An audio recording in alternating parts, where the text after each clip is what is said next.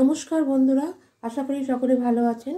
এই শীতের মরশুমে নানা রকম সবজির সাথে ঘোরাঘুরি থাকে এবং তার সাথে নানা রকম বাজারে নানা রকম সবজির সাথে টমেটোর চাটনিটা একটা স্পেশাল ভাবে আমরা হয় এবং আমরা ভালোবাসি।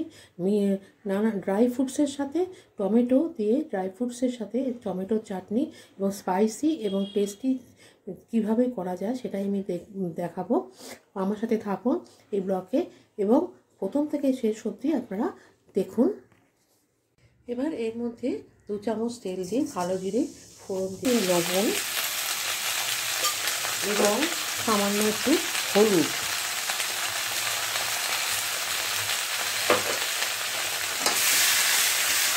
চাপা দিয়ে ঢাকাটা খুলে ফেললাম। টমেটোগুলো দেখুন প্রায় সেদ্ধ হয়ে গেছে।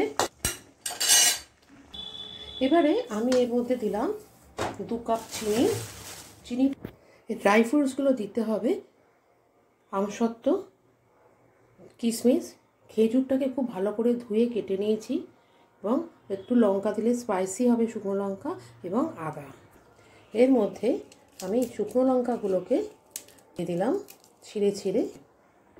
এবার আমি এর মধ্যে খেজুরগুলো দেব। চিনিটা সেদ্ধ হয়ে গেছে, চিনিটা দিয়ে কিছুক্ষণ ফোটালাম।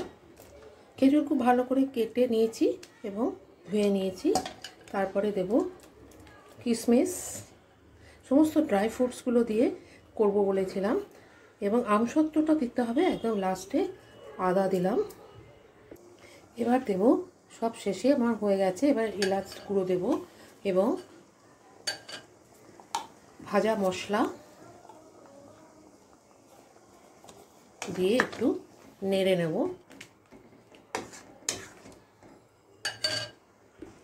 টমেটো চাটনি শীতকালে একটা স্পেশাল।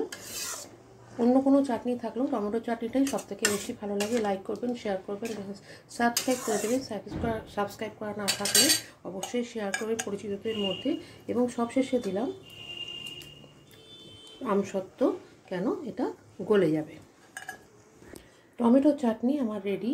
সব শেষে আমি আরেকবার এলাচের গুঁড়ো দিয়ে দিলাম এবং ভাজা মশলা দিয়ে শেষ করলাম। বাড়িতে বানিয়ে আপনারা কমেন্ট বক্সে লিখবেন, সবাইকে খাওয়াবেন। শীতকালে টমেটো চাটনিটা সকলের খুব একটা প্রিয় পদ। ভালো থাকবেন, সুস্থ থাকবেন। নমস্কার।